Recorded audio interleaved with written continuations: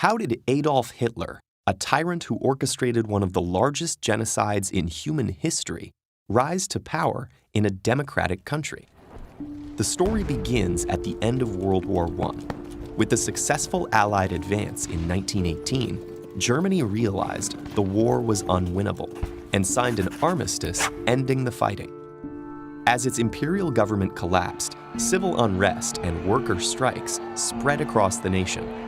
Fearing a communist revolution, major parties joined to suppress the uprisings, establishing the parliamentary Weimar Republic. One of the new government's first tasks was implementing the peace treaty imposed by the Allies. In addition to losing over a tenth of its territory and dismantling its army, Germany had to accept full responsibility for the war and pay reparations, debilitating its already weakened economy. All this was seen as a humiliation by many nationalists and veterans. They wrongly believed the war could have been won if the army hadn't been betrayed by politicians and protesters. For Hitler, these views became obsession, and his bigotry and paranoid delusions led him to pin the blame on Jews. His words found resonance in a society with many anti-Semitic people. By this time, hundreds of thousands of Jews had integrated into German society, but many Germans continued to perceive them as outsiders. After World War I, Jewish success led to ungrounded accusations of subversion and war profiteering. It cannot be stressed enough that these conspiracy theories were born out of fear, anger, and bigotry, not fact. Nonetheless, Hitler found success with them. When he joined a small nationalist political party, his manipulative public speaking launched him into its leadership and drew increasingly larger crowds. Combining anti-Semitism with populist resentment, the Nazis denounced both communism and capitalism as international Jewish conspiracies to destroy Germany. The Nazi Party was not initially popular. After they made an unsuccessful attempt at overthrowing the government, the party was banned, and Hitler jailed for treason. But upon his release about a year later, he immediately began to rebuild the movement. And then, in 1929, the Great Depression happened. It led to American banks withdrawing their loans from Germany, and the already struggling German economy collapsed overnight. Hitler took advantage of the people's anger, offering them convenient scapegoats and a promise to restore Germany's former greatness. Mainstream parties proved unable to handle the crisis, while left-wing opposition was too fragmented by internal squabbles.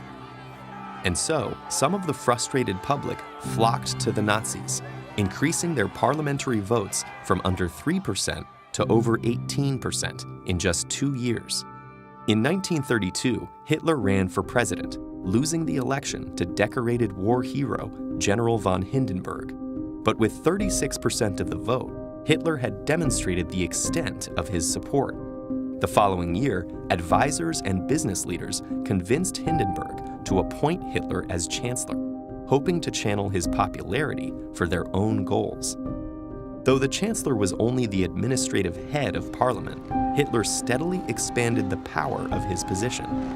While his supporters formed paramilitary groups and fought protesters in the streets, Hitler raised fears of a communist uprising and argued that only he could restore law and order. Then, in 1933, a young worker was convicted of setting fire to the Parliament building. Hitler used the event to convince the government to grant him emergency powers. Within a matter of months, freedom of the press was abolished. Other parties were disbanded, and anti-Jewish laws were passed. Many of Hitler's early radical supporters were arrested and executed, along with potential rivals. And when President Hindenburg died in August 1934, it was clear there would be no new election. Disturbingly, many of Hitler's early measures didn't require mass repression. His speeches exploited people's fear and ire to drive their support behind him and the Nazi Party. Meanwhile, businessmen and intellectuals wanting to be on the right side of public opinion endorsed Hitler. They assured themselves and each other that his more extreme rhetoric was only for show.